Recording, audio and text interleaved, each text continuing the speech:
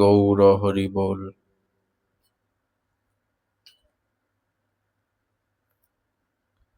ওম নমো ভগবতে বাসুদেবায়।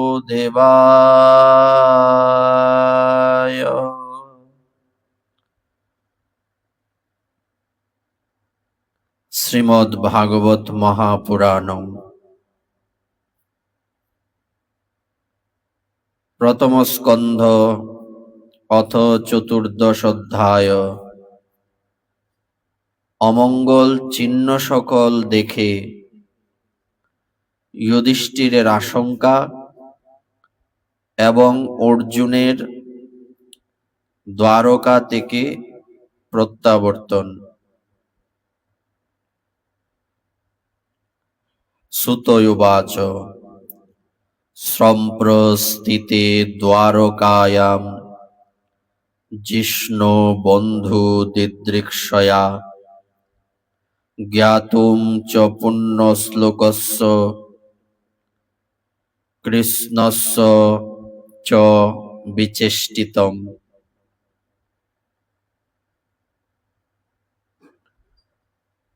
সুত বললেন, আত্মীয় স্বজনদের সাথে দেখা সাক্ষাৎ এবং পুণ্যশ্লোক ভগবান শ্রীকৃষ্ণের তৎকালীন ক্রিয়াকলাপ অভিপ্রায় ইত্যাদি জানবার জন্য অর্জুন দ্বারকায় গিয়েছিলেন।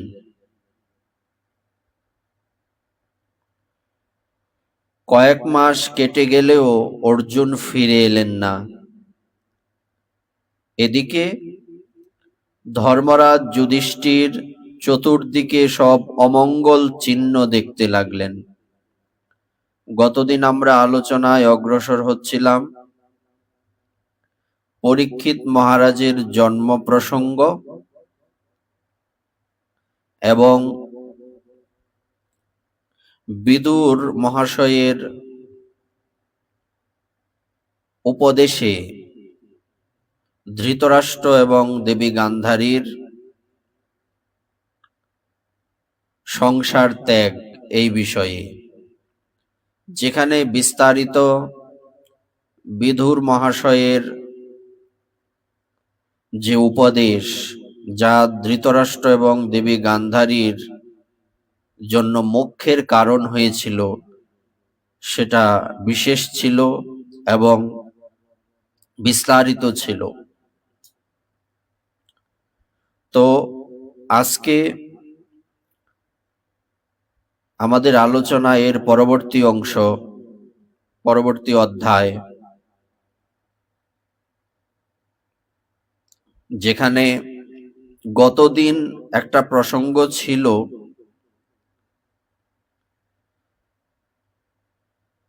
দেবর্ষি নারদ যখন উপস্থিত হলেন,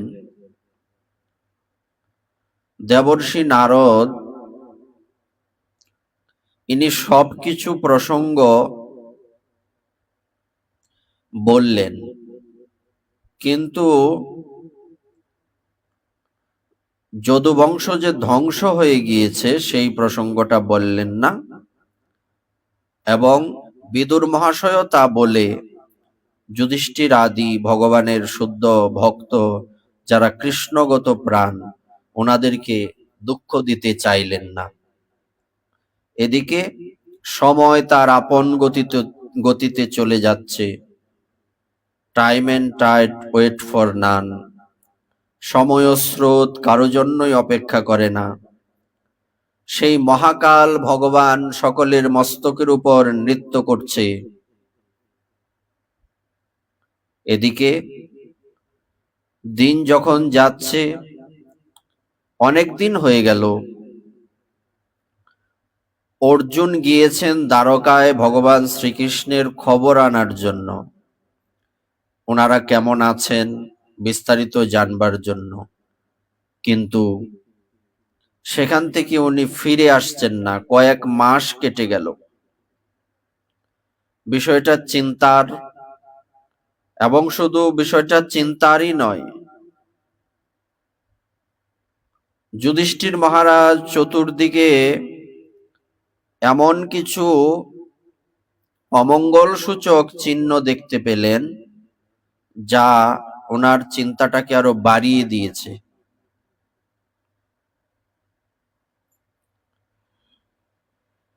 তিনি দেখলেন কালের গতি অতি ভয়ঙ্কর হয়েছে। যে সময়ে যে ঋতুকাল হওয়া উচিত সে সময়ে তা হচ্ছে না, যেটা আমরা এখন দেখতে পাচ্ছি। আর এর ফলস্বরূপ আমরা চতুর্দিকে ঘোর অমঙ্গল চিহ্ন সকল এবং অমঙ্গলের কারণ সকল দেখতে পাচ্ছি।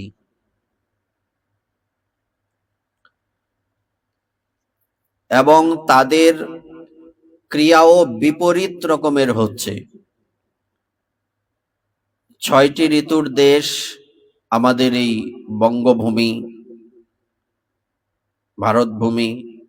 এই ৬টি ঋতুর দেশ হওয়া সত্ত্বেও যুধিষ্ঠির মহারাজ দেখতে পাচ্ছেন যে ঋতুগুলি উল্টো পাল্টা হয়ে গেছে। বর্ষাকালে শীত ঋতুর আভাস পাওয়া যাচ্ছে, শীতকালে বর্ষার আভাস পাওয়া যাচ্ছে। মানুষ হয়ে গেছে লোভী ও অসত্যপরায়ণ। লোভ এবং মিথ্যা কলিজীবের একটি বিশেষ বৈশিষ্ট্য এবং এগুলি তাদের মধ্যে স্বাভাবিক। মিথ্যা বলার আগে কলিজীব কখনো বিচার করে না। জীবিকা নির্বাহের জন্য তারা পাপাচরণে প্রবৃত্ত হয়েছে। মানুষের ব্যবহার কপটতাপূর্ণ, বাইরে দেখতে ভালো কিন্তু ভেতরে খারাপ, বাইরে সাধু কিন্তু ভেতরে সাধুত্ব নেই। বন্ধুত্ব শটতাময়, বন্ধুর যে বৈশিষ্ট্য সেটা এক বন্ধু আরেক বন্ধুর প্রতি পালন করছে না, যে তাদের মধ্যে সম্পর্ক, এই সম্পর্কের কারণে যে ব্যবহার করা উচিত তা যথার্থ হচ্ছে না। পিতামাতা, আত্মীয় স্বজন, ভাই, স্বামী স্ত্রী সর্বদাই কলহে রত।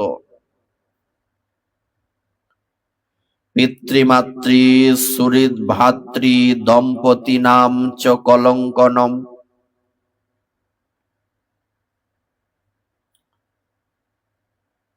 কলিকালের আগমনে মানুষের স্বভাব লোভ, দম্ভ ইত্যাদি অধর্মে পরিপূর্ণ হয়ে গেছে। প্রকৃতির মধ্যেও অত্যন্ত অমঙ্গল সূচক লক্ষণ দেখা যেতে লাগলো। এইসব দেখে যুধিষ্ঠির তার কনিষ্ঠ ভ্রাতা ভীমকে বললেন।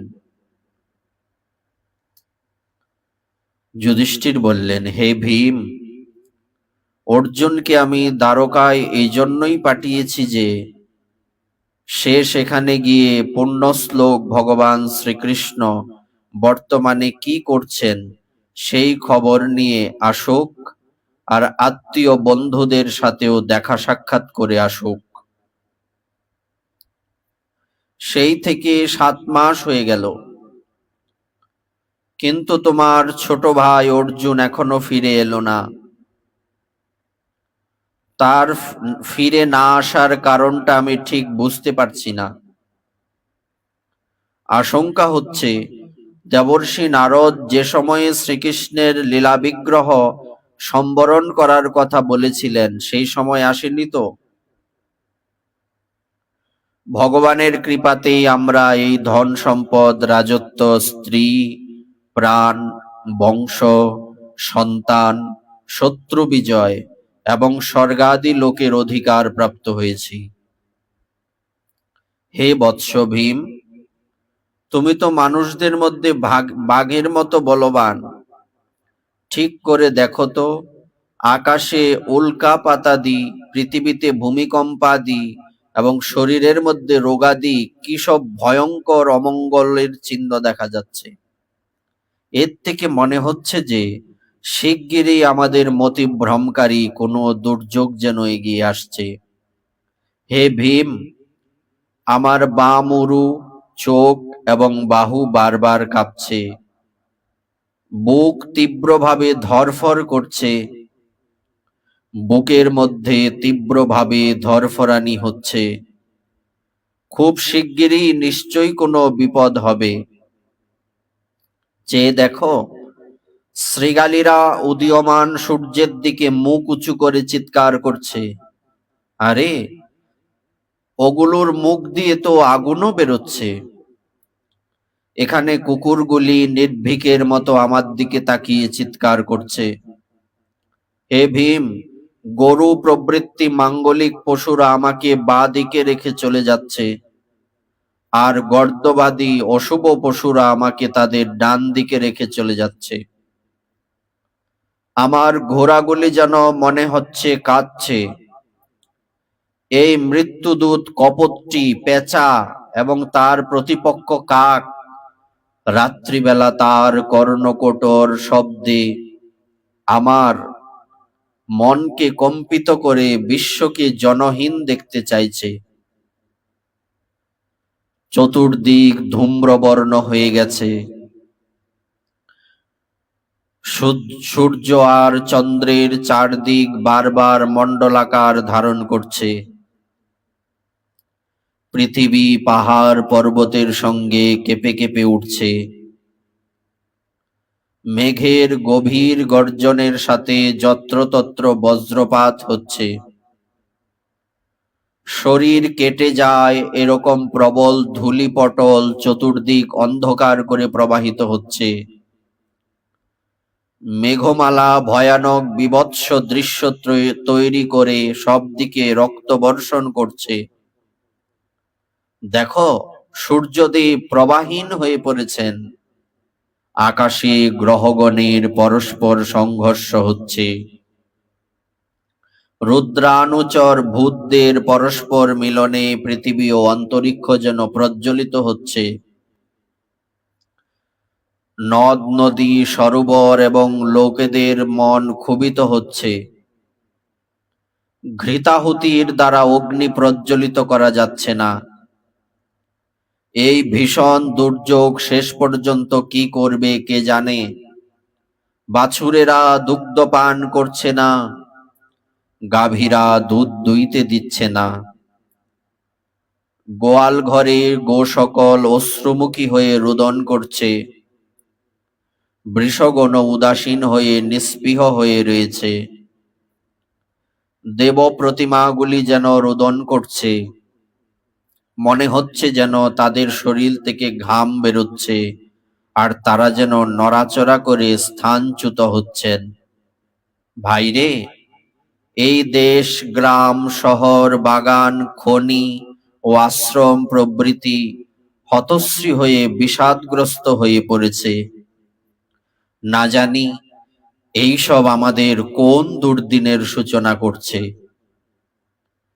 এইসব ভয়াবহ অশুভ লক্ষণ দেখে আমার তো মনে হচ্ছে যে এই পৃথিবী বোধ হয় ধ্বজ বজ্রাঙ্কুশাদি চিহ্নরূপ অপরূপ শোভা, যা অন্য কোথাও কারোর মধ্যে নেই, সেই শ্রী গোবিন্দ চরণ স্পর্শের সৌভাগ্য খুইয়ে শ্রীহীনা হয়ে যাচ্ছে। হে শৌনক, এই সকল ভয়ানক অমঙ্গল চিহ্ন দেখে মহারাজ যুধিষ্ঠির মনে মনে যখন খুবই দুশ্চিন্তা করছিলেন, এমন সময় অর্জুন দ্বারকা থেকে ফিরে এলেন। যুধিষ্ঠির দেখলেন যে অর্জুন বিমর্ষ হয়ে পড়েছেন। এর আগে তাকে কখনো এমন দেখায়নি। তিনি অবনত বদনে অবস্থান করছিলেন। নয়ন কমল থেকে শুধুই অশ্রুপাত হচ্ছিল এবং শরীরে পূর্বের ন্যায় কান্তি বিন্দুমাত্র ছিল না। এই অবস্থায় তাকে চরণে পতিত হতে দেখে যুধিষ্ঠির উদ্বিগ্ন হয়ে পড়লেন।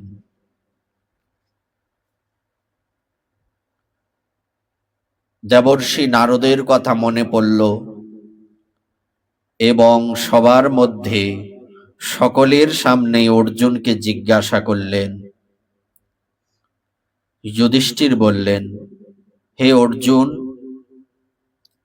দ্বারকাপুরীতে আমাদের আত্মীয় কুটুম্ব মধু, ভোজ, দশার্হ, অর্হ, সাত্যত, অন্ধক ও বৃষ্ণি বংশীয় যাদবগণ কুশলে আছেন তো? পরম মাননীয় মাতামহ শূরসেন সকুশল তো? মাতুল বসুদেব তার ভাইদের সাথে কুশলে আছেন তো? বসুদেবের পত্নীগণ আমাদের মাতুলানী দেবকী প্রমুখ 7 বোন তাদের পুত্র ও পুত্রবধূদের সাথে সুখে আছেন তো? দুষ্ট কংসের পিতা রাজা উগ্রসেন ও তার ছোট ভাই দেবক জীবিত তো? পুত্র কৃতবর্মার সাথে হৃদিক, অক্রূর, জয়ন্ত, গদ, সারণ তথা শত্রুজিৎ প্রমুখ যাদব বীরগণের সকলের মঙ্গলে তো? যাদবদের প্রভু বলরাম সুখে আছেন তো? বৃষ্ণি বংশীয়দের মধ্যে সর্বশ্রেষ্ঠ মহারথী প্রদ্যুম্ন ভালো আছেন তো? যুদ্ধে অতি বেগবান ভগবান অনিরুদ্ধ আনন্দে আছেন তো? সুসেন, চারুদেষ্ণ, জাম্ববতী নন্দন, শাম্ব এবং সপুত্র ঋষভ প্রমুখ ভগবান শ্রীকৃষ্ণের অন্যান্য সব পুত্রগণের মঙ্গল তো? ভগবান শ্রীকৃষ্ণের অনুচর বৃন্দ শ্রুতদেব, উদ্ধব প্রমুখ এবং অন্যান্য সুনন্দনন্দ প্রমুখ প্রধান যাদবগণ, যারা ভগবান শ্রীকৃষ্ণ ও বলরামের বাহুবল দ্বারা আশ্রিত, সকলেরই কুশল তো? আমাদের প্রতি স্নেহশীল বান্ধবগণ আমাদের কথা কি মনে করেন? ভক্তবৎসল ব্রাহ্মণ ভক্ত ভগবান শ্রীকৃষ্ণ নিজ সুহৃদ বর্গের সাথে দ্বারকাপুরীতে সুধর্মা নাম্নী সভায় সুখে আছেন তো? ভগবান অপি গোবিন্দ ব্রহ্মণ্য ভক্তবৎসল কশ্চিৎ পুরে সুধর্মায়াম সুখমাস্তে সুহৃদবৃত।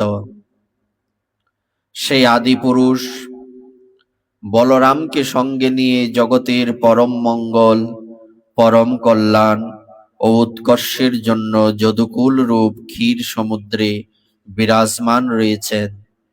তার বাহুবলে সুরক্ষিত দ্বারকাপুরীতে যাদবগণ ত্রিলোকের সম্মান পেয়ে পরমানন্দে বৈকুণ্ঠনাথের পার্শ্বদের মতো বিহার করছেন। সত্যভামা প্রমুখ 16,000 মহিষীরা তার পাদপদ্ম সেবাতেই নিরত থেকে তার দ্বারা যুদ্ধে ইন্দ্রাদি দেবতাদেরও পরাজিত করে শচীদেবীর উপভোগ্য এবং প্রিয় পারিজাত কুসুমাদি উপভোগ করছেন। যদুবংশের বীরগণ শ্রীকৃষ্ণের বাহুবলের প্রভাবে সুরক্ষিত থেকে নির্ভয়ে আছেন এবং দেবরাজ ইন্দ্রাদি শ্রেষ্ঠ দেবগণের ভোগ্য সুধর্মা নামক দেবসভা বলপূর্বক অধিকার করে বারংবার পদদলিত করছেন। হে অর্জুন, তুমি নিজে শারীরিক কুশলে আছো, এ কথা তো বলো। তোমাকে দেখে শ্রীহীন মনে হচ্ছে। ওখানে অনেক দিন ছিলে, তোমাকে সেখানে কেউ অনাদর বা অবজ্ঞা করেনি তো? কেউ তোমায় অপমান করেনি তো? সেখানে কেউ তোমাকে স্নেহ প্রেমাদি শূন্য কঠোর বাক্যের দ্বারা তোমার মনে দুঃখ দেয়নি তো? অথবা কোনো আশা নিয়ে তোমার কাছে কেউ কিছু যাচনা করেছিল, সেই যাচককে প্রতিশ্রুতি দিও, প্রতিশ্রুতি পালনে তুমি অসমর্থ হওনি তো?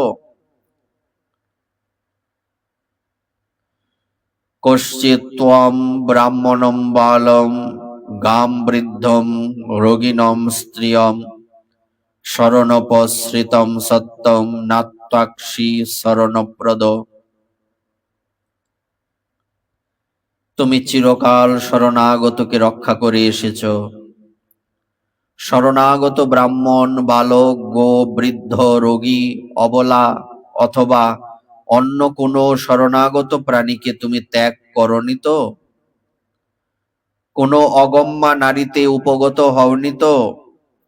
অথবা গম্যা নারীতে অসৎকার পূর্বক উপগত হওনি তো? পথে কোথাও কোনো সমকক্ষ ব্যক্তি বা নিকৃষ্ট ব্যক্তি দ্বারা পরাজিত হওনি তো? অথবা বুভুক্ষু বৃদ্ধ বা বালককে পরিত্যাগ করে তুমি একলাই ভোজন করনি তো? আমার বিশ্বাস তুমি এমন কোনো নিন্দিত কাজ করনি যা তোমার উপযুক্ত নয়। অথবা এমন তো হয়নি যে তোমার পরম প্রিয়তম অভিন্ন হৃদয় পরম শরীর ভগবান শ্রীকৃষ্ণকে হারিয়েছ, আর সেই জন্য নিজেকে শূন্য মনে করছো? এছাড়া দ্বিতীয় কোনো কারণ আর হতেই পারে না যাতে তোমার এই রকম মনোপীড়া হতে পারে। শ্রীমদ্ ভাগবতে মহাপুরাণে পারমহংস্যাম সংহিতায়াম প্রথম স্কন্ধে যুধিষ্ঠির বিতর্ক নাম চতুর্দশ অধ্যায়। অথ পঞ্চদশ অধ্যায়। কৃষ্ণ বিরহে ব্যতীত পাণ্ডবদের পরীক্ষিতের হাতে রাজত্ব অর্পণ ও মহাপ্রস্থান।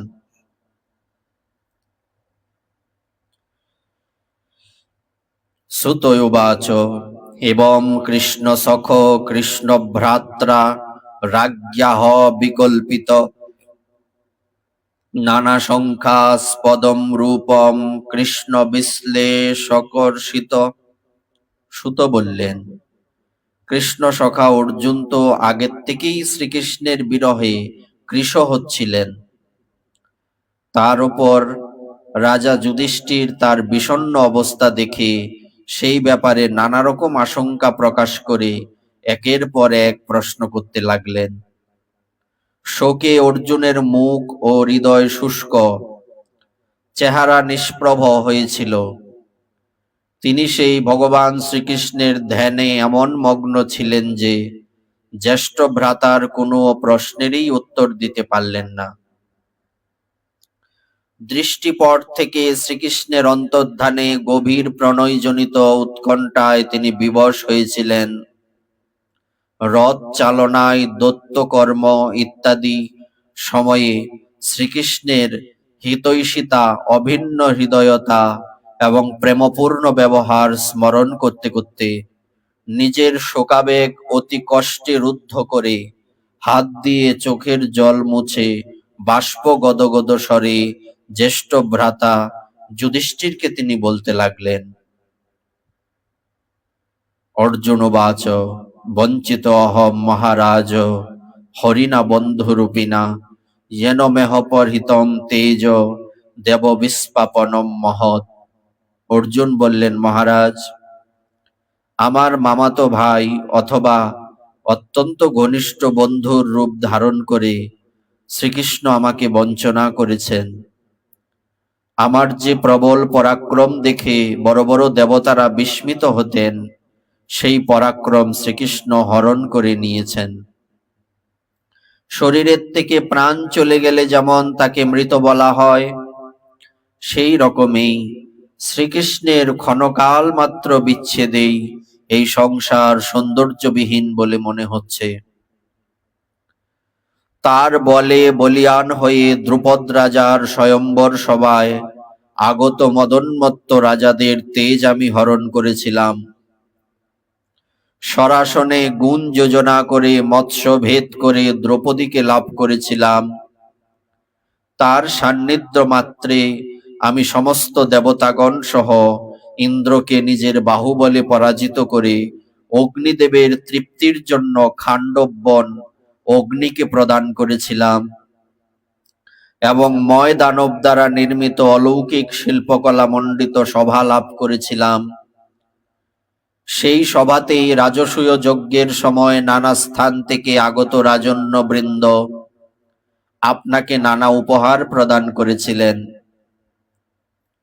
আপনার কনিষ্ঠ ভ্রাতা 10,000 হাতির সমান বলশালী ভীমসেন তারই বলে মহাবলিয়ান হয়ে সমস্ত রাজাদের মস্তকে পদ অর্পণকারী দাম্ভিক জরাসন্ধকে বধ করেছিলেন। তারপর ভগবান শ্রীকৃষ্ণ সেই সব রাজন্যবর্গকে মুক্ত করেছিলেন। মহাভৈরব যজ্ঞে বলি দেবার জন্য জরাসন্ধ যাদের বন্দী করে রেখেছিলেন, সেই সব রাজাগণ আপনার যজ্ঞে আপনার জন্য নানা প্রকার উপহার নিয়ে এসেছিল। মহারানী দ্রৌপদীর রাজসূয় যজ্ঞীয় মহাভিষেকের দ্বারা পবিত্র সুন্দর কেশরাশি দুঃশাসনাদি দুষ্টগণ যখন জনপূর্ণ রাজসভায় স্পর্শ করার স্পর্ধা দেখিয়েছিল, তখন সেই কেশ জাল বিকীর্ণ করে তিনি অশ্রুপ্লাবিত নেত্রে শ্রীকৃষ্ণের চরণে শরণ নিয়েছিলেন। সেই সময়ে ভীমসেন তার সেই ঘোর অপমানের প্রতিশোধ গ্রহণের প্রতিজ্ঞা করে সেই দুষ্টগণের পত্নীদের এমন দশা করে দিয়েছিলেন যে তারা বিধবা হয়ে গেছিল এবং তার ফলে তাদের নিজেদের চুল নিজেদের হাতেই উন্মোচিত করতে হয়েছিল। এইভাবেই ভগবান শরণাগত দ্রৌপদীর অপমানের প্রতিকার করিয়েছিলেন। বনবাসের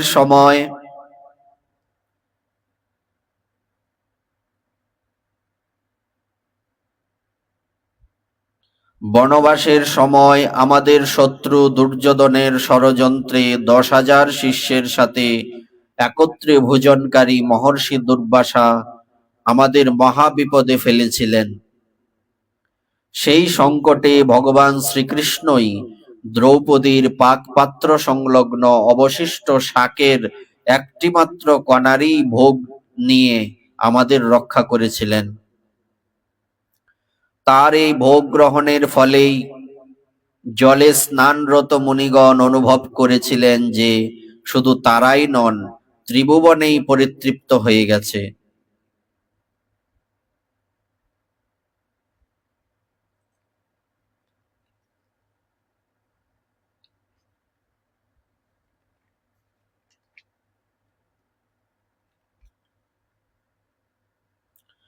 তারই প্রভাবে আমি পার্বতী সহিত ভগবান শঙ্করকে বিস্ময়ান্বিত করেছিলাম। ফলে সন্তুষ্ট হয়ে আমাকে তার পাশুপত নামক অস্ত্র প্রদান করেছিলেন। সাথে সাথে অন্যান্য লোকপালগণও প্রসন্ন হয়ে তাদের নিজেদের দিব্য অস্ত্রাদি আমাকে উপহার দিয়েছিলেন। অন্য কথা আর কি, তারই কৃপায় আমি সশরীরে স্বর্গে গিয়েছিলাম এবং ইন্দ্রের সভায় তার সাথে সিংহাসনের অর্ধেক অংশে একত্রে বসার সম্মান লাভ করেছিলাম। তারই আগ্রহে যখন আমি স্বর্গে কিছুদিন বাস করেছিলাম, তখন ইন্দ্র সহ সকল দেবতাগণ নিবাত কবচাদি অসুরদের বিনাশ করার জন্য আমারই গান্ডীবধারী বাহুযুগলে আশ্রয় করেছিলেন, সাহায্য নিয়েছিলেন। হে মহারাজ, এইসব ঘটনাবলী যার অসীম কৃপার ফল, সেই পুরুষোত্তম ভগবান শ্রীকৃষ্ণ কর্তৃক আজ আমি বঞ্চিত হয়েছি।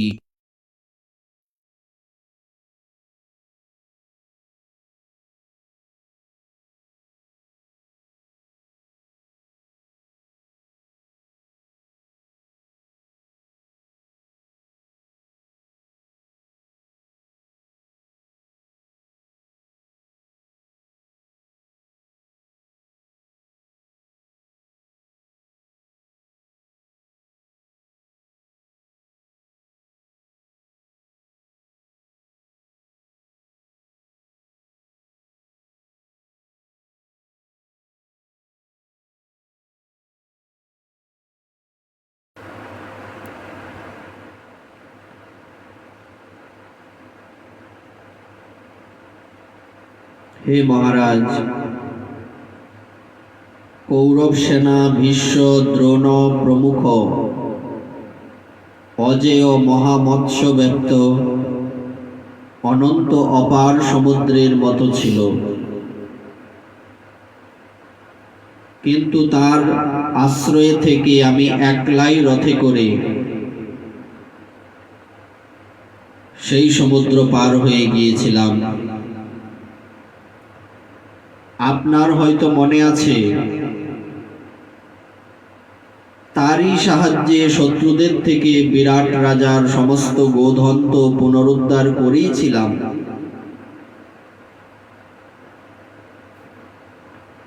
উপরন্তু তাদের রাজ প্রভাব সূচক উষ্ণিস মুকুট ও মণিময় রত্নালঙ্কারাদিও কেড়ে নিয়েছিলাম।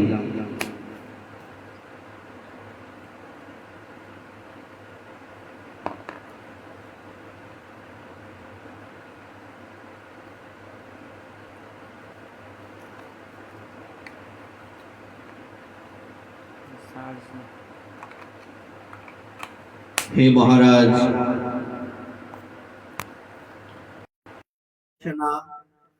ভীষ্ম, কর্ণ,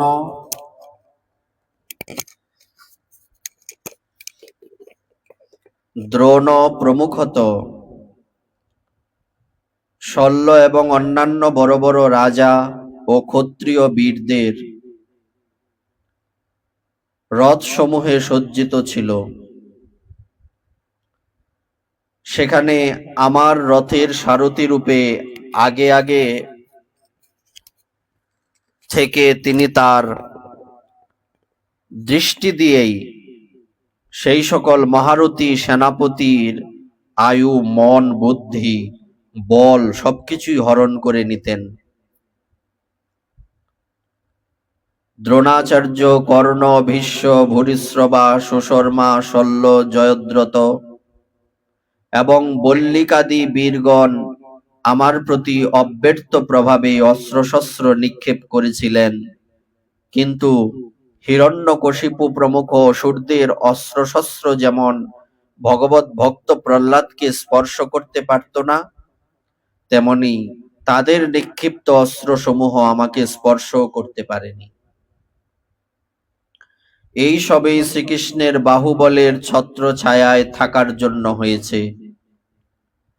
বিবেকশীল পুরুষ সংসার থেকে মুক্তি লাভের জন্য যার পাদপদ্মের অর্চনা করে, সেই ভক্ত বাৎসল্যে আত্মপর্যন্ত দানকারী ভগবানকে আমি দুর্বুদ্ধিবশত আমার রথের সারথি করেছিলাম। অহো, যুদ্ধে যখন আমার রথের ঘোড়াগুলি ক্লান্ত হয়ে পড়েছিল এবং আমি রথ থেকে নেমে মাটিতে দাঁড়িয়েছিলাম, সেই সময় বড় বড় মহারথী পর্যন্ত আমাকে প্রহার করতে পারেনি,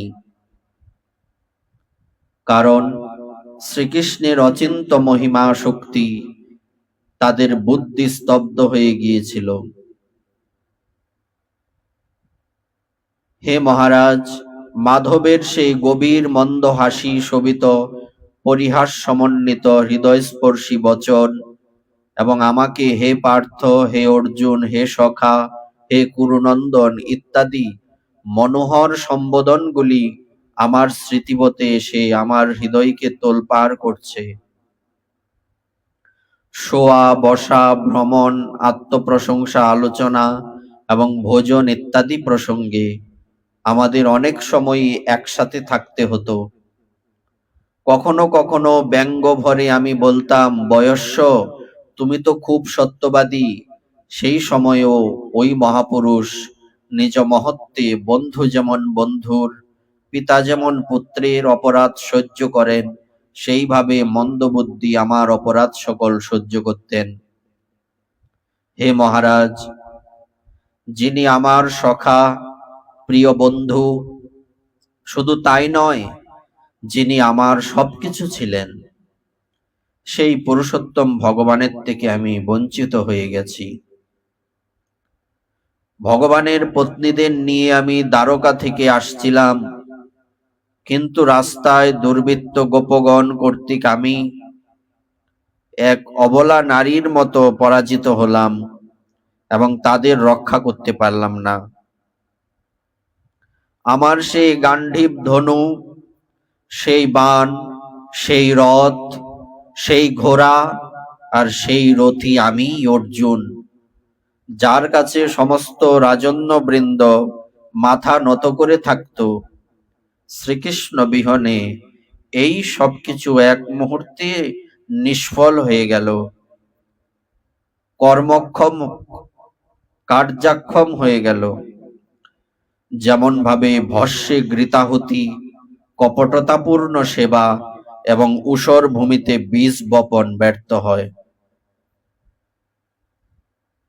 হে রাজন, আপনি দ্বারকাবাসী যেসব বান্ধবদের কথা জিজ্ঞাসা করছেন, তারা সকলে ব্রাহ্মণের শাপে মোহিত হয়ে গেছেন এবং বারণী মদিরা পানে মদোন্মত্ত হয়ে অপরিচিতের মতো পরস্পর মুষ্টিযুদ্ধ করে নিহত হয়েছেন। আর মাত্র 4-5 জনই অবশিষ্ট রয়েছেন।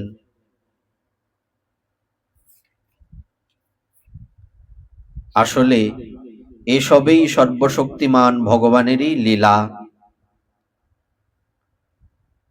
যে সংসারে প্রাণীগণ পরস্পরকে যেমন পালন করে তেমনি বিনাশও করে। হে রাজন, জলচরদের মধ্যে যেমন বৃহৎ ক্ষুদ্রকে, সবল দুর্বলকে এবং বৃহৎ বলশালীরাও একে অপরকে ভক্ষণ করে, সেইভাবে অতিশয় সবল এবং মুখ্য যাদবদের দ্বারা ভগবান অন্যান্য রাজাদের সংহার করিয়েছেন। তারপর যাদবদের মধ্যে একের সঙ্গে অপরের সংঘাত লাগিয়ে তাদের ধ্বংস করেছেন এবং ভূভার হরণ করেছেন।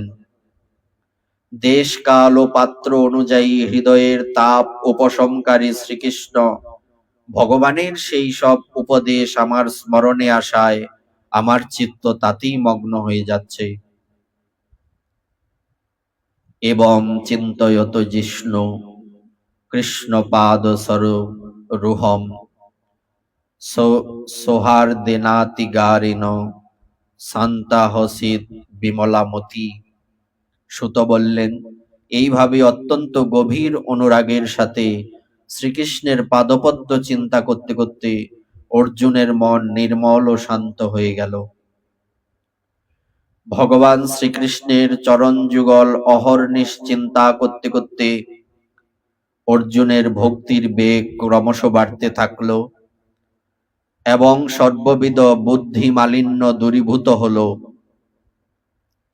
কুরুক্ষেত্র যুদ্ধের প্রারম্ভে ভগবান শ্রীকৃষ্ণ তাকে যে গীতা জ্ঞান উপদেশ দিয়েছিলেন, সেই সব উপদেশ কালের ব্যবধানে এবং কর্মের বিস্তারের ফলে চাপা পড়ে গিয়েছিল। আবার সেই সব উপদেশ স্মরণে এসে গেল। ব্রহ্মজ্ঞান লাভের ফলে মায়ার আবরণ দূর হয়ে গেল এবং গুণাতীত অবস্থা লাভ হল। দ্বৈতের সংশয় দূরীভূত হল, তার সূক্ষ্ম শরীরও বিনষ্ট হয়ে গেল এবং তিনি শোক এবং জন্ম মৃত্যুর চক্র থেকে চিরতরে মুক্ত হয়ে গেলেন। ভগবানের সদাম গমন এবং যদুবংশ ধ্বংসের বৃত্তান্ত শুনে স্থির চিত্ত যুধিষ্ঠির স্বর্গারোহণে এর মনস্থ করলেন। কুন্তী ও অর্জুনের মুখে যদুবংশ ধ্বংস ও ভগবানের সদাম গমনের সংবাদ শুনে অনন্য ভক্তি দ্বারা শ্রীকৃষ্ণে চিত্ত সমর্পণ করে সংসার থেকে চিরতরে নিবৃত্ত হলেন। কাটা দিয়ে কাটা তুলে যেমন দুটো কাটাই ফেলে দেওয়া হয়, ভগবান শ্রীকৃষ্ণ লোক দৃষ্টিতে তার যাদব শরীরের মাধ্যমে ভূভার হরণ করলেন। অবশেষে সেই যাদব শরীরও পরিত্যাগ করলেন। ভগবানের দৃষ্টিতে তো ভূভার হরণ ও দেহত্যাগ দুটোই সমান। নট যেমন একই দেহে অবস্থিত থেকে নানা রূপ ধারণ করে ও ইচ্ছামতো পরিত্যাগ করে, সেই রকম ভগবান শ্রীকৃষ্ণ এক নিত্য দেহেই বর্তমান থেকে মৎস্যাদি অবতার রূপ ধারণ করেন এবং ইচ্ছামতো ত্যাগ করেন। তেমনি তিনি যে যাদব শরীর দিয়ে ভূভার হরণ করলেন, সেই দেহ ত্যাগ করে দিলেন। যার নাম গান লীলাদি কাহিনী শুনলে জীবের অখিল বন্ধন মোচন হয়, সেই পবিত্র কীর্তি ভগবান শ্রীকৃষ্ণ যেদিন শ্রীমূর্তিতে এই পৃথিবী ছেড়ে চলে গেলেন, সেদিন থেকে মায়াবদ্ধ বিবেক জ্ঞান শূন্য জীবের অনর্থকারী কলিকাল আবির্ভূত হলো।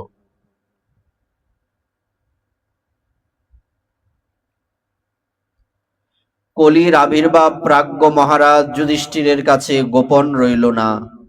তিনি দেখলেন দেশে, নগরে, বাড়িতে এবং প্রাণীদের মধ্যে লোভ, মিথ্যা, কপটতা, হিংসাদি অধর্মের বৃদ্ধি হচ্ছে। এইসব দেখে তিনি মহাপ্রস্থানের সিদ্ধান্ত নিলেন। তিনি তার আত্মতুল্য গুণশালী পরম বিনয়ী পরীক্ষিতকে শশাগরা পৃথিবীর অধিপতি রূপে হস্তিনাপুরে অভিষিক্ত করলেন। সুর সেনাধিপতি রূপে অনিরুদ্ধ পুত্র বজ্রকে মথুরায় অভিষিক্ত করলেন।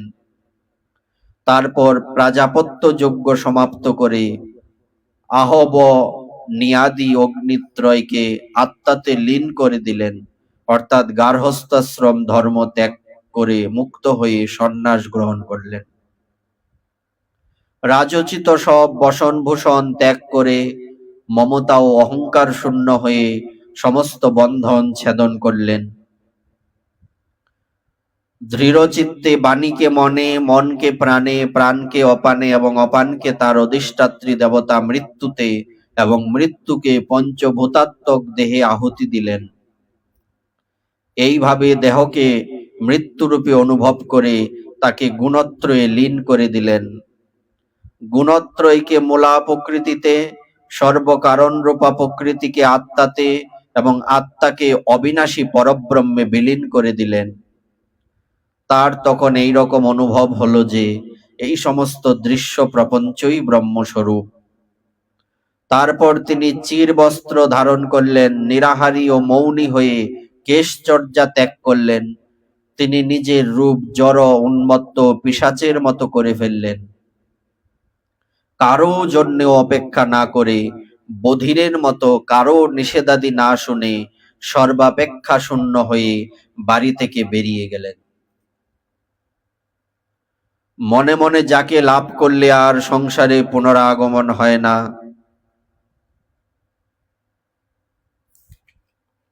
সেই পরব্রহ্মের ধ্যান করতে করতে যে পথে পূর্বকালের মহাত্মা পুরুষগণ গিয়েছেন সেই উত্তর দিকে যাত্রা করলেন। আমাদের লক্ষ্য সেই উত্তর দিকেই। দেবর্ষিপাদ, নারদাদি সবাই ওই দিকেই গমন করে ধন্য হয়েছিলেন। ভীম, অর্জুন প্রভৃতি যুধিষ্ঠিরের কনিষ্ঠ ভাইয়েরাও দেখলেন যে পৃথিবীতে অধর্ম সহায় কলি কর্তৃক প্রজাগণ আক্রান্ত হচ্ছে, সুতরাং তারাও গোবিন্দচরণ প্রাপ্তির জন্য কৃতসংকল্প জ্যেষ্ঠ ভ্রাতা যুধিষ্ঠিরের অনুগমন করলেন। সর্ব বিষয়ে কৃতার্থ পাণ্ডবগণ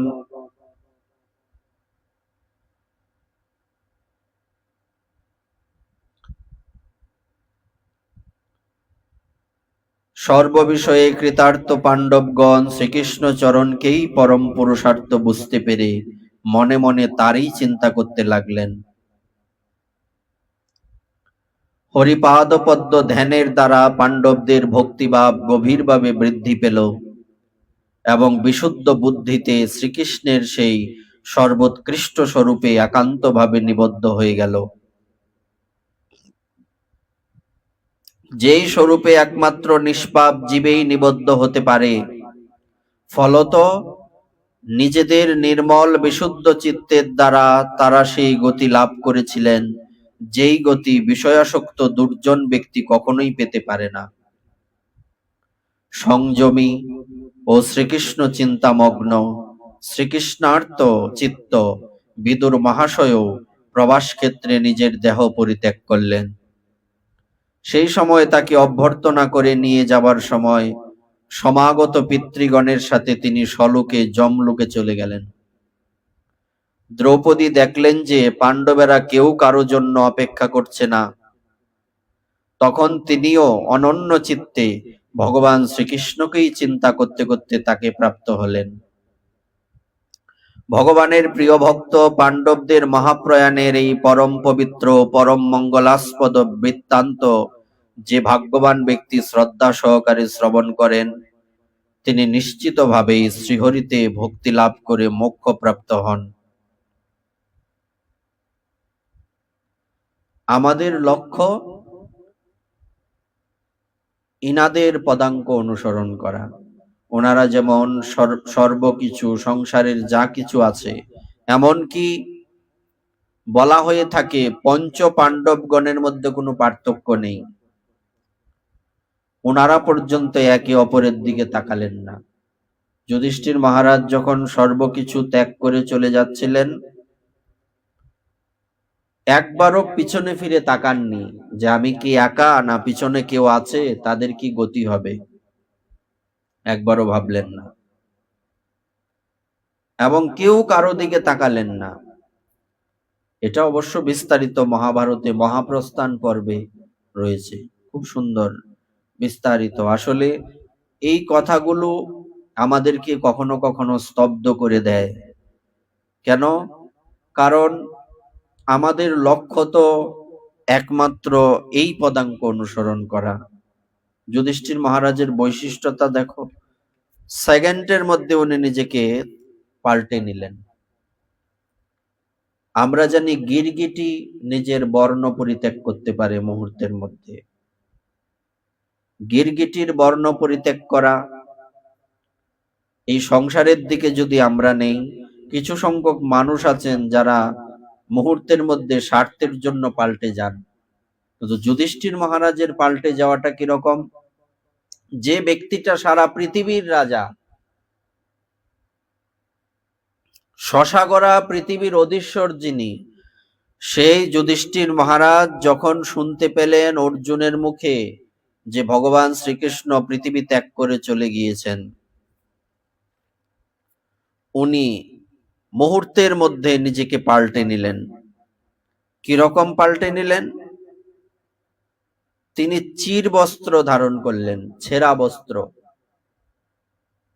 ফেলে দেওয়া হয় যে বস্ত্র, সেই বস্ত্র ধারণ করলেন। নিরাহারী এবং মৌনী, আহার ত্যাগ করলেন, কথা বলা বন্ধ করে দিলেন, মৌনী। কেশচর্যা ত্যাগ করলেন। কেশচর্যা মানে বারবার চুল আশ্রয়, আমরা তো চুলের মধ্যে জটা বেঁধে গেল। তিনি নিজের রূপ জড় উন্মত্ত পিশাচের মতো করে ফেললেন, অর্থাৎ পাগলের মতো, যাকে দেখলে মনে হবে সে সম্ভবত প্রতিবন্ধী, তাকে দেখলে কেউ চিনতে পারবে না। যে ব্যক্তি সারা পৃথিবীর অধীশ্বর, সেই ব্যক্তি সেকেন্ডের মধ্যে সব ত্যাগ করলেন। এটাই আমাদের অনুসরণীয়। আমরা এখান থেকে কি শিক্ষা পাই? যেখানে অর্জুন স্বয়ং দ্বারকা থেকে ফিরে এসে যুধিষ্ঠির মহারাজকে বললেন, যুধিষ্ঠির মহারাজের সামনে উনি প্রথম কথা বলতে পারছিলেন না, কান্নায় ওনার কণ্ঠ রুদ্ধ হয়ে যাচ্ছিল। এত প্রশ্ন করার পরেও অর্জুন কথা বলতে পারছেন না, অনেক চেষ্টা করে শেষে কথা বললেন। কি বললেন? যার কৃপাতে আমরা এই পর্যন্ত এসেছি, ইনি ছেড়ে চলে গেছেন আমাদের। যুধিষ্ঠির মহারাজ চিন্তা করলেন, কথা তো সত্য, আমি এটাই ভাবছিলাম। তো যার জন্য এত আয়োজন, সেই যদি না থাকলো, তাহলে এই সংসার আর আমাদের জন্য নয়। অর্থাৎ আমরা এখানে যুধিষ্ঠির মহারাজ আদি পাণ্ডবগণের মধ্যে কি গুণ দেখতে পেলাম? ওনাদের রাজ্যের মোহ ছিল না, ওনাদের অর্থের মোহ ছিল না, সম্পত্তির মোহ ছিল না, ক্ষমতার মোহ ছিল না। যদি থাকতো তাহলে সেকেন্ডের মধ্যে এসব ত্যাগ করতে পারতেন না। সব মুহূর্তের মধ্যে ওনারা ত্যাগ করে দিয়ে মহাপ্রস্থানে গমন করলেন। শুধু কি তাই? যুধিষ্ঠির মহারাজ একবারও পিছনে ফিরে তাকালেন না। যেমনি একটা মানুষের যখন সৎকার হয়ে যায়, সেখানে কলসিটা ভেঙে বাড়ি আসার সময় বলা হয়ে থাকে পিছনে ফিরে তাকিও না। কেন? এটার কোনো নির্দিষ্ট নিয়ম নেই। আসল কথাটা হচ্ছে প্রত্যেকটা জীবকে এটা শিক্ষা দেওয়া হয় যে আসলে আমাদের পিছনে ফিরে তাকানোর কোনো প্রয়োজন নেই, উচিত নয়। পিছনে বলতে সংসারটা হচ্ছে পিছনের জিনিস। এসব করিয়া বামে যাব বৃন্দাবন ধামে, এই মনে করিয়াছি আশা। সংসারটাকে বামে ফেলে দিতে হবে, পিছনে ফেলে দিতে হবে। একমাত্র লক্ষ্য কি থাকবে? একমাত্র লক্ষ্য থাকবে সর্বসিদ্ধি গোবিন্দ চরণ। ওনার চরণকে আশ্রয় করতে হবে, ওনার চরণে নিজেকে সঁপে দিতে হবে। না, সংসারটা আমার জন্য নয়। মুহূর্তের মধ্যে ত্যাগ করে ওনারা চলে গেলেন, পিছনে কেউ কারো দিকে তাকাচ্ছেন না। আর জগৎকে বোঝানো হচ্ছে যে দেখো, এই পৃথিবীতে তোমার পিছনে ফিরে তাকানোর সুযোগ নেই। এবং এই যে তুমি মারা যাবে, যে লোকটা মারা গেল তাকে সৎকার করার পর পিছনে যাতে না তাকানো হয়, এটা বলে তোমাকে কি বোঝানো হচ্ছে? সংসারী জীবকে কি বোঝানো হচ্ছে? যে এই পৃথিবীতে কেউ কারো নয়। একদিন আমাদের এই পৃথিবী ছেড়ে চলে যেতে হবে। কে তব কান্তা, কে তব কুমার, অতীব বিচিত্র এই মায়ার সংসার। প্রদীপ জ্বলে সারা পৃথিবীকে আলোকিত করে। প্রদীপ যখন প্রজ্বলিত হয়, সেই প্রজ্বলিত প্রদীপে চতুর্দিক আলোকিত হয়, কিন্তু প্রদীপের তলায় অন্ধকার। শুধু তাই নয়, সেই প্রদীপ নিজে জ্বলছে, সে সবাইকে আলোকিত করে, কিন্তু নিজের দেহটা পুড়ে যাচ্ছে। সংসারী জীবের সাথে প্রদীপের তুলনা হয় কিনা? সংসারী জীব সবাইকে, আত্মীয় পরিজনকে পরিপালন করে নিজের দেহটাকে পুড়িয়ে দিচ্ছে। দেহটা পুড়িয়ে দেওয়ার জন্য নয়, এই দেহটা গোবিন্দ সেবার জন্য। এই দেহটা স্ত্রীর ভরণ পোষণ করে নষ্ট করার জন্য নয়। এই দেহটা স্বামীর কথা মেনে সংসারে নষ্ট করে দেওয়া নয়। এই দেহটা পরিবার পরিজনদের কথা শুনে নষ্ট করে দেওয়ার জন্য নয়। এই দেহটা হচ্ছে ভগবত ভজনের জন্য। কামিনী কাঞ্চনে পড়ে নিজের জীবনকে আহুতি না দিয়ে, এখানে আহুতি না দিয়ে গোবিন্দের চরণের মধ্যে আহুতি দিতে হবে। যেমনি কোনো দ্রব্য অগ্নিতে আহুতি দিলে অগ্নি মুখে তা বিলীন হয়, তেমনি প্রত্যেকটা জীবের উচিত, প্রত্যেকটা মনুষ্যের উচিত নিজেকে গোবিন্দের চরণে আহুতি দেওয়া, আর সেই চরণে বিলীন হয়ে যাওয়া।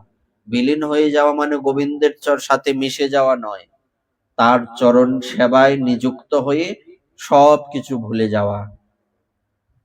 আমাদের সব ভুলে যাওয়ার অভ্যাস করতে হবে, সবাইকে ত্যাগ করার অভ্যাস করতে হবে, সব বিষয়কে ত্যাগ করার অভ্যাস করতে হবে। বিষয় আমাদের জন্য নয়, আমাদের জন্য কেবল গোবিন্দের চরণ। এই কথাটাই এখানে বিশেষ রূপে পরিলক্ষিত হয়েছে। ভাগবত ভগবান আমাদের প্রতি অক্ষরে অক্ষরে এই শিক্ষাটাই দিচ্ছেন যে তুমি পিছনে তাকাবে কেন, তুমি সামনের দিকে তাকাও, পথে হও আগুয়ান। সামনের দিকে কে আছেন? না, সামনের দিকেই গোবিন্দ। আর সংসারে পিছনে তাকানো মানেই নিজের জীবনটাকে হারিয়ে ফেলা, নিজের জীবনটাকে নষ্ট করে ফেলা, নিজের জীবনটাকে বিষয়ের মধ্যে ফেলে দিয়ে একদম নিজের পায়ে নিজে কুড়াল মারা। নিজের পায়ে নিজে কুড়াল মারলে হয়তো চিকিৎসা করে সুস্থ হওয়া যায়, কিন্তু কেউ যদি নিজেকে মেরে ফেলে, আত্মহত্যা করে, তার তো বেঁচে থাকা সম্ভব নয়। তাই এটাকে কুড়াল মারার সাথে তুলনা করা নয়, নিজের জীবনটাকে নিজে বলছে খাইলি নিজেরও মাথা। তাই তো মহাজনগণ বলছেন, বারবার আমাদের শিক্ষা দিচ্ছেন, যেখানে স্পষ্টই বর্ণনা আছে, মহাপ্রভুর চরণে আশ্রয় না নিয়ে ইক্ষুদণ্ড ভাবি কাঠ চুষিলি মন, কেমনে পাইবে মিট। যে কোনো কাঠ চাবালে তো আখের রস পাওয়া যাবে না, তেমনি সংসার রূপী এই কাঠকে না চাবিয়ে যদি আমরা ভজন রূপী ইক্ষুদণ্ডকে চাবাই, তাহলে তার রস পাওয়া যাবে, তার আগে নয়। সংসার ভজিলি গৌরাঙ্গ ভুলিয়া, না শুনিলি সাধুর কথা, ইহকাল পরকাল দুকাল খোয়ালি, খাইলি নিজেরও মাথা। ও নিজের মাথা ও তুই আপনা মাথা আপনি খাইলি। তো নিজের মাথা নিজে খাওয়ার কোনো মানে হয় না। নিজের জীবন সংসারকে দিয়ে নষ্ট করার কোনো ভিত্তি নেই। এই সংসারকে বামে ফেলে দিয়ে নিজের জীবনকে সেই বৃন্দাবনে রাধা গোবিন্দের চরণে আশ্রয় করিয়ে দেওয়াটাই হচ্ছে মুখ্য উদ্দেশ্য। সেখানে নিজেকে সঁপে দেওয়াই হচ্ছে আমাদের জীবনের প্রকৃত লক্ষ্য। যার লক্ষ্য স্থির নেই তার জীবনটা মাঝিবিহীন নৌকার মতো, গন্তব্যবিহীন নৌকা, যেখানে কোনো মাঝি নেই। সেই নৌকাটা মধ্য সমুদ্রে, মাঝ সমুদ্রে পড়ে আছে, কোথায় বাতাস ঠেলে নিয়ে যাবে সে নৌকা জানে না। কিন্তু কান্ডারি থাকলে, মাঝি থাকলে সেই মাঝি ঠিক তাকে তীরে নিয়ে যাবে। আমাদের লক্ষ্য হচ্ছে গোবিন্দের চরণ রূপী তীর। সংসারে হাবুডুবু কেন খাবো? তাই ভগবান ভক্তকে, ভগবান জীবদেরকে ডাকছেন, হে মূর্খ জীব, তোমরা কেন সংসারে মজে থাকবে? তোমরা সংসারের মধ্যে মজে থেকে জীবন কেন নষ্ট করবে? তোমরা তো আমার, তোমরা আমার কাছে চলে আসো। ভগবানের সেই নিবৃত নীরব ক্রন্দন কেউ দেখতে পায় না। আমরা জানি ভগবান আনন্দময়, হ্যাঁ বাস্তব, ভগবান আনন্দময়, কিন্তু ওনারও হৃদয়ের মধ্যে একটা কিঞ্চিত দুঃখ রয়ে গেছে। সেই দুঃখটা হচ্ছে, কোনো মাতা পিতার কোনো সন্তান যদি ভালো থাকে, সঠিক রাস্তায় থাকে, মাতা পিতা যেমন আনন্দিত হন, গর্বে যেমন তাদের বুক ফুলে যায়, তেমনি উল্টো দিকে কোনো সন্তান যদি কথা না শুনে, সঠিক পথে না চলে, তার জন্য হৃদয় ব্যথিত হয়, তার জন্য হৃদয়ে একটা চাপা যন্ত্রণা থাকে। তেমনি ভগবান আনন্দময় হলে কি হবে? ভক্তরূপী সন্তান ভজন করে ভগবানকে যেমনি আনন্দ দেন, অভক্তরূপী সন্তান ভজন না করে বিষয়ের মধ্যে মজে গিয়ে ভগবানকে কষ্ট দেন। সেই কষ্টে ভগবান এত চিন্তিত, সেই স্বয়ং ভগবান অবতার ধারণ করে পৃথিবীতে এসে কষ্ট ভোগ করেন, নয় ভগবান কাঁদবেন কেন? ভগবানের কিসের অভাব ইনি কাঁদবেন? ইনি কান্না করে জগৎবাসীকে বোঝাতে চাচ্ছেন, বোঝাতে চাইছেন যে এই পৃথিবীটা তোমাদের জন্য নয়। স্বয়ং মহাপ্রভু এই পৃথিবীতে এসে কি করলেন? নিজে ক্রন্দন করছেন জীবদের জন্য, দুহাত বাড়িয়ে দিয়েছেন। রামেশ্বর মহাপ্রভু কি করছেন? দুহাত বাড়িয়ে রেখেছেন। কি জন্য বাড়িয়ে রেখেছেন? আমাদেরকে আলিঙ্গন করার জন্য। দুহাত বাড়িয়ে রেখেছেন আমাদেরকে তার চরণে জায়গা দেবেন বলে। ভগবান তো ওনাকে আমার করেই রেখেছেন। আজন্ম উনি বলেছেন আমি তোমার, কিন্তু আমি তো তাকে আমার করতে পারলাম না। আমি তো তাকে আমার করে তার চরণে প্রপত্তি করতে পারলাম না। একবারও তো তাকে কোনোদিন বলা হয়নি প্রভু তুমি আমার। তবই বাস্মি ন জীবামি তয়া বিনা। রঘুনাথ দাস গোস্বামী পাদ যেমনি করে সেই রাধা কুণ্ডের তীরে, কোথায় গো প্রেমময়ী রাধে রাধে, এইবার দেখা দিয়ে প্রাণ রাখো রাধে রাধে, তোমার দাসী তোমায় ডাকে রাধে রাধে। বলা তো হয়নি, না বলা কথাটা রয়েই গেল। কি বলতে হয় এটাও জানি না, না বলা কথাটা কি সেটাও অনুভব করি না। আগে তো বুঝতে হবে আমার সব করা হলো, সব পাওয়া হলো, তোমাকে যে আমি পেলাম না। তাই তো মহাজনগণ বারবার ভগবানের কাছে প্রার্থনা জানাচ্ছেন, প্রভু জীবনে আমার কিছু মনে থাকুক আর না থাকুক, একটা কথা যাতে মনে থাকে, আমি তোমাকে আমার ঘরে আনতে পারলাম না। সেই ঘরটা কোথায়? সেই ঘরটা হচ্ছে আমার হৃদয়। কোনোদিন তো তাকে বলা হয়নি প্রভু তোমায় খুব ভালোবাসি। কোনোদিন তো বলা হয়নি প্রভু কৃপা করে ঘরে একবার আসো। একবারও তো সেই শ্রীবাস পণ্ডিতের ন্যায় মহাপ্রভুকে গিয়ে বলা হয়নি, প্রভু আমার ঘরে তোমার ভিক্ষা? বলা তো হয়নি মা মালিনীর মতো এত সুন্দর এত এত দ্রব্য রন্ধন করে রেখেছেন, প্রভু নিজ গুণে গ্রহণ করো শুকারুকা মুষ্টি অন্ন? বলা তো হয়নি। তাকে তো একবার নিজ ঘরে ঠাঁই দিতে পারলাম না। তো জীবনে এর থেকে দুঃখ আর কি হতে পারে? এই দুঃখটা মনে থাকুক, এই দুঃখের কথা আজন্ম যাতে ভুলে না যাই। একটাই তো লক্ষ্য, একটাই তো চাওয়া। না কি চাও? না কিচ্ছু চাই না, তোমাকে চাই। ও আমাকে চাও না প্রভু? তোমাকেও চাই না। যে ভক্ত তোমাকে চেয়ে ধন্য হয়েছেন, তোমাকে যে ভক্ত হৃদয়ে ধারণ করেছেন, তোমাকে আমি আমার ঘরে আমার হৃদয়ে রাখবো, এই যোগ্যতা তো আমার নেই। কিন্তু প্রভু গো, যে ভক্ত তোমাকে হৃদয়ে ধারণ করতে পেরেছেন, সেই ভক্তির চরণ কমলের আশ্রয় যেন গ্রহণ করতে পারি। ইনি কে? ইনি তো আর কেউ নন, ইনি তো পরমারাধ্য গুরুদেব। আমাদের আশ্রয় তো আর কোথাও না। আমাদের আশ্রয় গোবিন্দের চরণ নয়, আমাদের আশ্রয় হচ্ছে শ্রী গুরুদেবের চরণ। অনেকেই ভাবতে পারেন ভগবানকে পেলে আর গুরুদেবের কি অপেক্ষা? বলছে অপেক্ষা আছে। কিসের অপেক্ষা? কি দরকার? বলছে আপনি যে গোলক বৃন্দাবনে রাধারানীর দাসী হয়ে মঞ্জুরি স্বরূপে আরাধনা করে তাকে প্রাপ্ত করবেন, সেখানে গিয়ে কার সেবা লাভ করবেন? কিভাবে সেবা করবেন? কার আশ্রয়ে থাকবেন? ওখানেও তো শ্রী গুরুদেব, শ্রী গুরুরূপা মঞ্জুরি রূপে আপনাকে বলবেন এই করো সে করো। লোকনাথ প্রভু মোরের কবে সঙ্গে লইয়া যাবে, শ্রীরূপের পাদপদ্মে মোরে সমর্পিবে,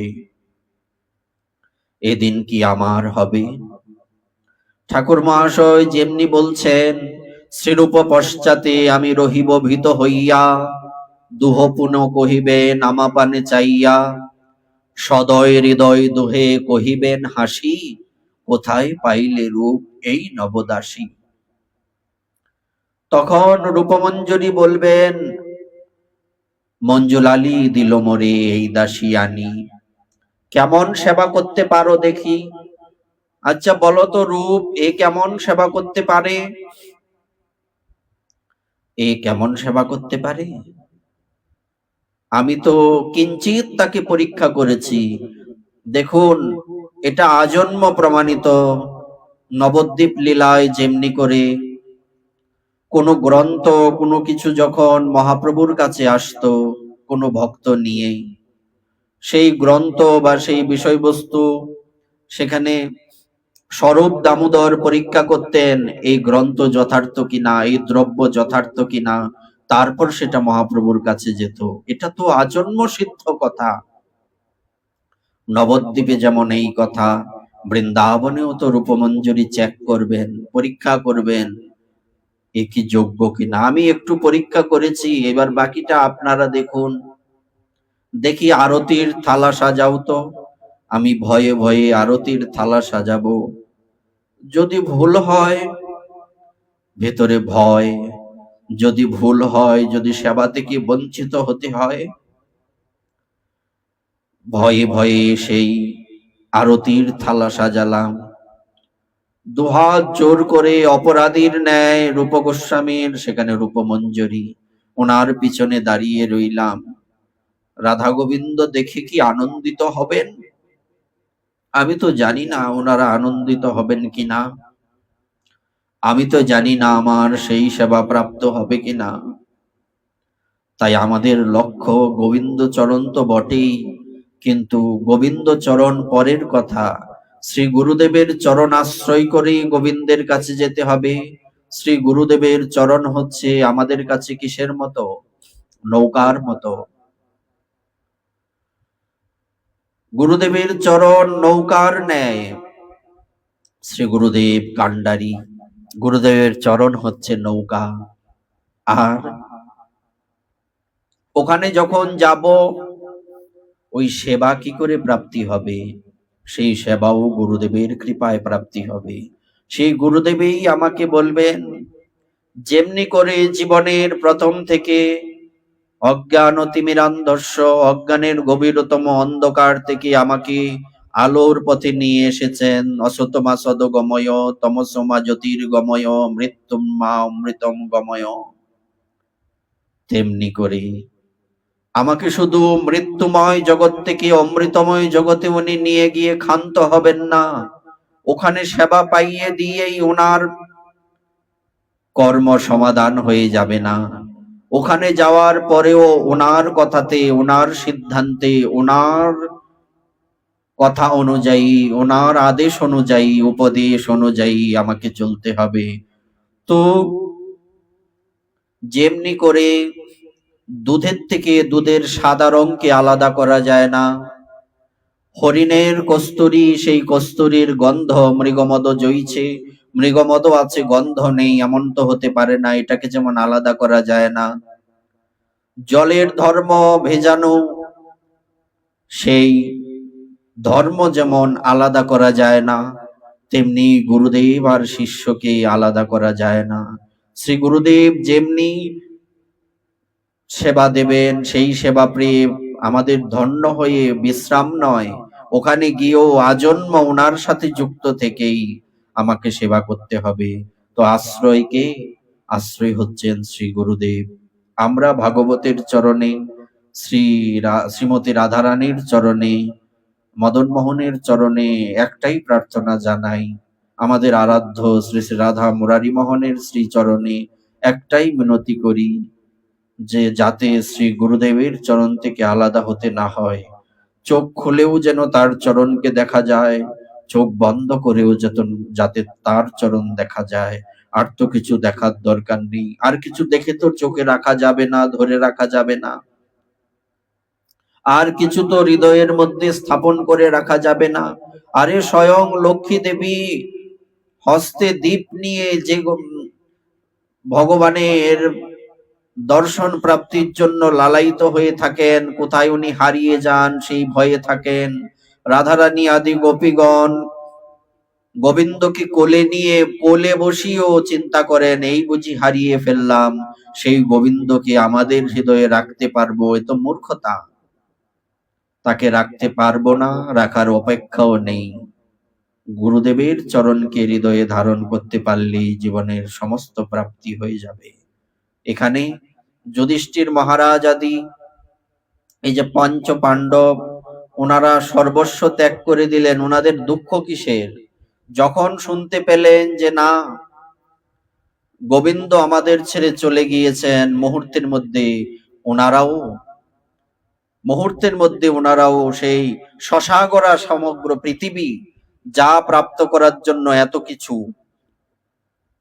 সেই কিছু সব ত্যাগ করে দিয়ে এই পৃথিবী থেকে বিদায় নিয়ে মহাপ্রস্থানে যাত্রা করলেন।